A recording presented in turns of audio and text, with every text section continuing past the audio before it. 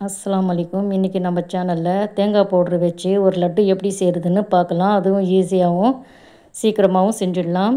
இப்போ ஸ்டவ்வில் ஒரு கடாய் வச்சுட்டு அதில் கொஞ்சமாக தண்ணி ஊற்றுறேன். இதுக்கு 1/2 லிட்டர் பால் எடுத்திருக்கேன் நான். 1/2 லிட்டர் பால் நல்லா காய்ச்சணும். அது ஓரளவுக்கு இப்போ 500 ml இருந்துச்சுன்னா அதுக்கு 250 ml ஆக்கணும். அது கொஞ்சம் குறையணும் பால். பாருங்கள், இது போல் நல்லா இப்போ சைடில் வரும் இல்லையா ஆடெல்லாம், அது நல்லா எடுத்து விடணும். பாருங்கள், இந்த அளவுக்கு குறைஞ்ச பிறகு நான் 90 கிராம் சர்க்கரை போடுறேன்.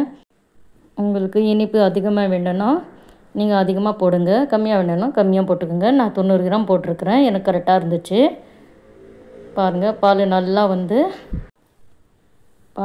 நல்லா பாதி அளவு ஆன பிறகு கொஞ்சமாக ஏலக்காய் பவுட்ரு போட்டிருக்கேன் நான். இப்போ டெசிகேட்டட் பவுட்ரு இது நான் 125 கிராம் எடுத்திருக்கேன். உங்களுக்கு எவ்வளோ தேவையோ நீங்கள் அவ்வளோ செஞ்சுக்கோங்க. இதே போல் நீங்கள் நிறைய சேர்த்துருந்தா இதுவே டபுள் மடங்காக ஆக்கிக்கோங்க. பாருங்கள், கரெக்டாக 125 கிராம் எடுத்திருக்கேன் நான். போட்டு நல்லா கலந்து விடலாம் பால்லையே. பாருங்கள், இது போல் பால் எல்லாமே அதில் சேரணும். ஒன்றா சேர்ந்த பிறகு பாருங்கள், இது போலையே கலந்து விட்டுட்டே இருக்கலாம். எல்லாத்தையும் இது போல் பண்ணிவிட்டு இதுக்கு இன்னொரு இது போடணும். போட்டோன்னா இன்னும் சூப்பராக இருக்கும். அது என்னன்னு நான் சொல்கிறேன். இங்கே பாருங்கள், பால்லாம் நல்லா இதாகிடுச்சு, தேங்காயோட நல்லா கலந்துடுச்சு. இப்போ 1 ஸ்பூன் நெய் போட்டிருக்கேன் நான். இன்னொரு ஸ்பூன் கூட போடுறேன், 2 ஸ்பூன் போட்டிருக்கேன் நான் நெய். உங்களுக்கு நெய் வேணும்னா போடுங்க, இல்லைன்னா ஸ்கிப் பண்ணிக்கோங்க. நெய் போட்டால் நல்லாயிருக்கும், சாப்பிட்டா வாசனையாகவும் இருக்கும். அதனால் நான் நெய் போட்டிருக்கேன்.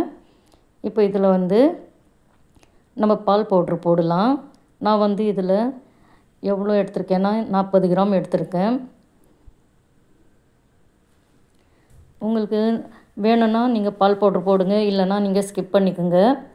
நான் 40 கிராம் போடுறேன் இதில். அப்போ தான் ஒரு டேஸ்ட்டு கொடுக்கும். அதனால் நான் பால் பவுட்ரு சேர்க்குறேன். உங்களுக்கு வேணும்னா நீங்கள் ஸ்கிப் பண்ணிக்கோங்க. நான் இப்போ ஸ்டவ் ஆஃப் பண்ணி தான் வச்சுருக்கேன். நம்ம தேங்காய் போட்டோம் இல்லையா, அப்போது ஸ்டவ் சிம்மிலேயே வைக்கணும். இப்போ நம்ம பால் பவுட்ரு போட்டோம் இல்லையா, நம்ம ஸ்டவ் ஆஃப்லேயே வச்சுருக்கணும். ஆஃபில் வச்சு தான் நம்ம போடணும், இல்லைன்னா உருண்டை மாதிரி ஆகிடும், அங்கங்கே கட்டிகள் மாதிரி ஆகிடும். அதனால் ஆஃப் பண்ணிவிட்டு தான் போடணும். போட்ட பிறகு ஸ்டவ்வை நம்ம லோ ஃப்ளேமில் வச்சு கொஞ்சம் நேரம் இன்னும் கொஞ்சம் நம்ம பால் பவுட்ரு நல்லா போட்டு மிக்ஸ் பண்ண அப்புறம் நம்ம ஸ்டவ்வை ஆன் பண்ணலாம். ஆன் பண்ணால் கூட லோலேயே வைக்கணும், ரொம்ப லோ ஃப்ளேமில் இருக்கணும், இல்லைன்னா அடி பிடிச்சிடும். அதனால் நம்ம எதுக்கு போட்டோம்னா இதில் பால் பவுட்ரு ரொம்ப டேஸ்ட்டாக இருக்கும். அதனால் பாருங்கள், ஓரளவுக்கு இப்போ ரெடி ஆகிடுச்சி. இது இப்போ கொஞ்சம் நேரம் ஆற விடலாம். நம்ம அப்படியே ஆற விட்ட பிறகு லட்டு பிடிக்கலாம். நான் இது 2 இதுவாக பண்ண போகிறேன் கலரு. நீங்கள் ஒயிட் கலர் வேணும்னா ஒயிட் கலராகவே வச்சுக்கோங்க, இல்லைன்னா ஒரே கலரில் போடுறதுனாலும் போடுங்க. உங்களுக்கு எந்த மாதிரி கலர் வேணுமோ அந்த மாதிரி கலர் போடுங்க. நான் இதுக்கு ரோஸ் கலர் போட போகிறேன். இப்போது ரோஸ் கலரில் நல்லா சூப்பராக இருக்கும். பாருங்கள், 2 பாதியாக பிரித்து எடுத்துகிட்டு இது நிறைய இருக்குது பார்த்திங்களா, அதில் தான் நான் கலர் சேர்க்குறேன். கொஞ்சமாக இருக்கிறதுல நான் ஒயிட்டாகவே வைக்க போகிறேன்.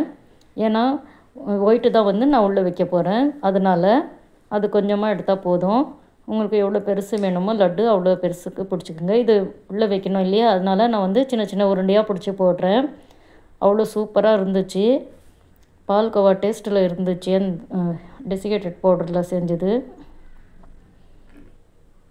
இப்போ பாருங்கள், கையில் கொஞ்சம் நெய்யோ எண்ணெயோ தடவிட்டு இப்போ பெரிய பெரிய லட்டுவாக பிடிக்கலாம். நம்ம பாருங்கள் எப்படி பண்ணோன்னா கொஞ்சம் கொஞ்சமாக எடுத்து இது போல் உருண்டை மாதிரி பண்ணிக்கலாம்.